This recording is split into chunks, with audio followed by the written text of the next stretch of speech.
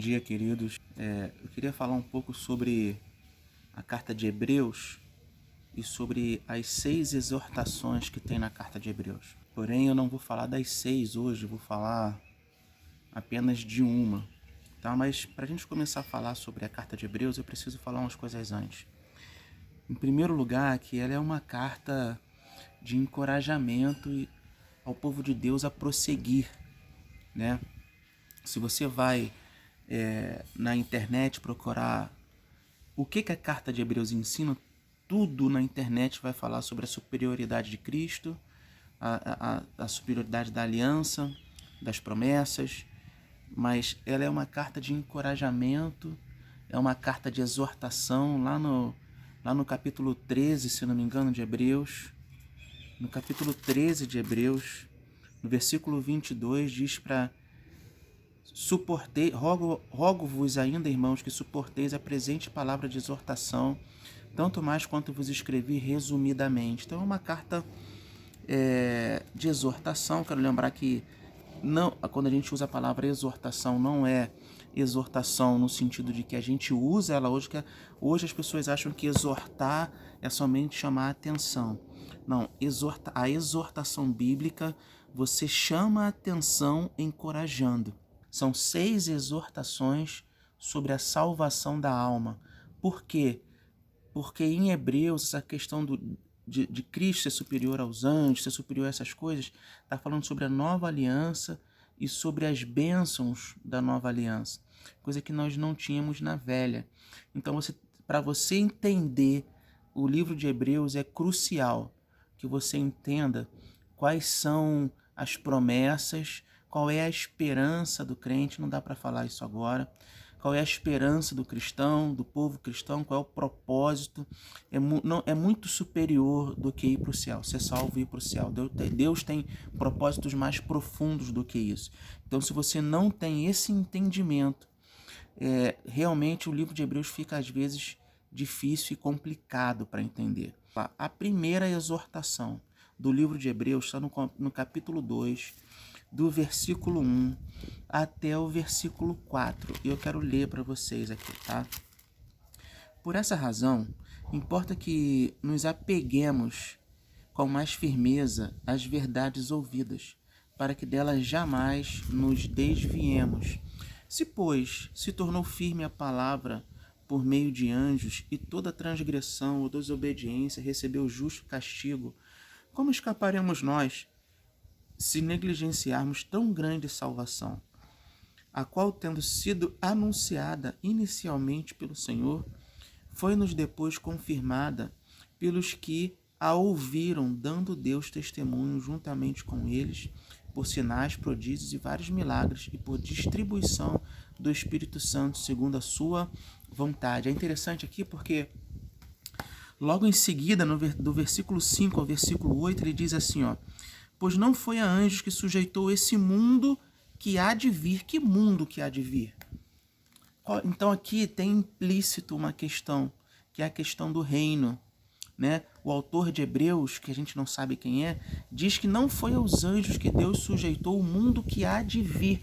Qual é o mundo que há de vir? Porque afinal de contas nós já vivemos no mundo. O mundo já está aqui. E quem controla esse mundo, a palavra diz que é o diabo, que o mundo jaz do maligno. Então o mundo que há de vir não foi sujeito a anjos, você entende? O mundo de hoje está sujeito a anjos caídos. Tá? Mas o mundo que há de vir, porque a expressão, versículo 5 do capítulo 2, pois não foi a anjos que sujeitou o mundo que há de vir. E a quem Deus sujeitou o mundo que há de vir? Aos homens. Aos homens que serão salvos, a igreja. Deus sujeitou esse mundo à igreja. Deus sujeitou esse reino, porque existe um reino que se estabelecerá, onde Cristo reinará sobre a terra, pessoalmente, de Jerusalém, sobre todo o mundo. Ele governará durante 1000 anos esse mundo, e a igreja estará com ele. Esse é o chamado reino milenar, que as profecias falam, que Apocalipse fala. Essa é a cidade que não foi feita por mãos humanas, que diz que Abraão procurou, já estava peregrinando, já estava com os pés na terra prometida, mas ele ainda continuou buscando uma cidade não feita por mãos. Então essa cidade, foi essa promessa que Abraão viu. Uma cidade que estava aqui na terra, um governo aqui na terra, que o próprio Cristo estava governando. Né? Então, o que acontece? Ele diz aqui que não foi a anjos que ele sujeitou o reino, mas foi aos homens. Né? Então a gente já vê aqui uma questão muito interessante que a gente não fala aqui nas igrejas, e a gente, os cristãos, os irmãos não costumam falar muito disso, de que nós iremos governar essa terra. E a palavra diz que o Senhor governará com cetro de ferro todas as nações, e quem não subir para adorar o seu nome em Jerusalém, no Monte Santo, sofrerá as pragas que o Egito sofreu, não terá a sua colheita, não terá... Existe uma série de consequências, é a época da justiça. Nós estamos na era da graça, a próxima, a era vindoura, será a era da justiça, a era do reino.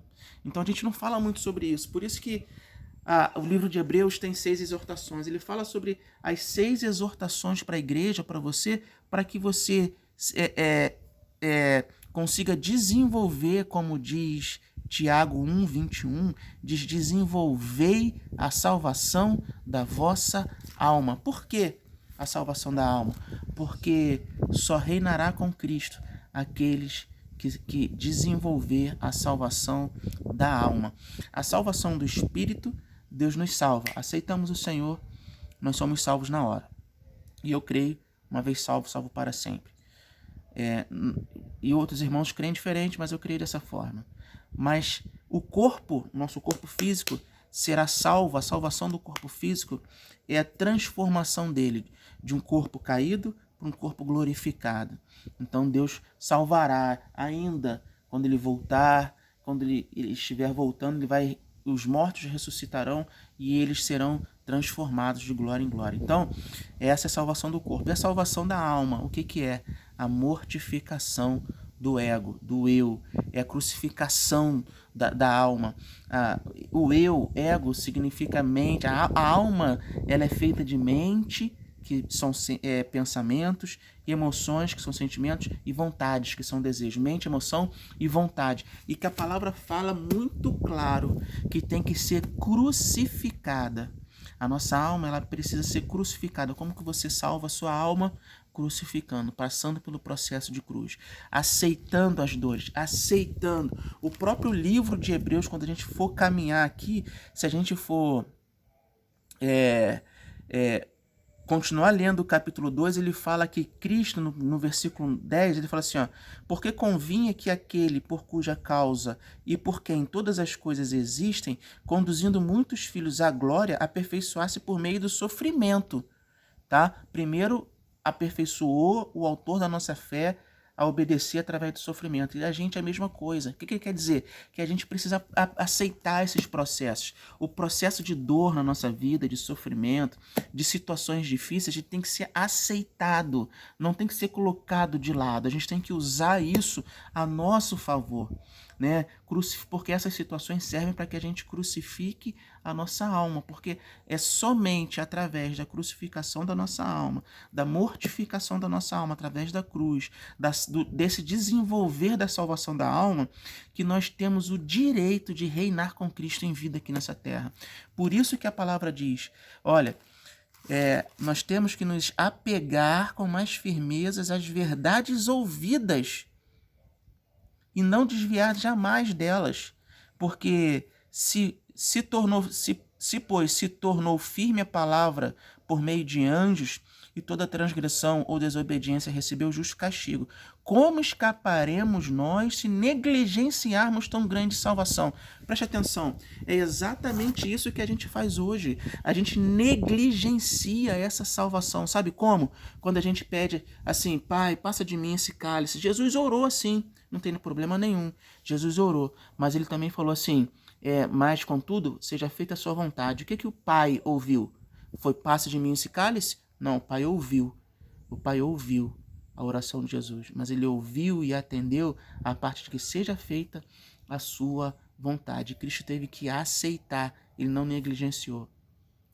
Quando a gente negligencia, é quando a gente começa a orar assim: Senhor, por favor, não quero passar por isso. Senhor, me tira logo desse deserto. Senhor, sabe, eu não quero sofrer. Pai, eu não quero... Não, a gente está negligenciando tão grande salvação. Então, cuidado, irmão, para você não negligenciar uma salvação tão grande que Deus nos colocou à disposição. E que Ele disse que houve disciplina até para os anjos. Se Ele disciplinou até os anjos, quem dirá a nós? Então isso é uma grande advertência. É a primeira advertência do livro de Hebreus. Eu espero que você tenha gostado dessa palavra, uma palavra breve, simples, mas muito importante. Não ande em negligência. Aceite. A palavra diz que a gente não sofreu nem ainda sofrimento a ponto de sangue. Não diz tudo isso. A palavra diz até que todo esse sofrimento que nós temos não se compara com o peso de glória. Mas quer dizer, o peso de glória só vem depois do sofrimento. Depois que você aceita, depois que você passa, depois que você abraça essa questão toda. E é difícil a gente falar sobre sofrimento hoje em dia, né? Porque o povo está acostumado com bênção, pedindo só milagre, só quer milagre. Ninguém quer amadurecer, todos estão negligenciando essa tão grande salvação. Que a gente não faça isso, que a gente aprenda, que a gente seja realmente discípulos de Cristo. E um discípulo vai para onde seu mestre foi, e Cristo foi para a cruz. Que a gente também possa aprender esse caminho de forma amorosa, graciosa, através do Espírito Santo, sempre com Ele, debaixo da nuvem, caminhando juntamente com Ele para a cruz, de forma doce, e que o Pai possa te abençoar, que essa palavra tenha tocado a sua vida. Eu espero ter servido de luz para você.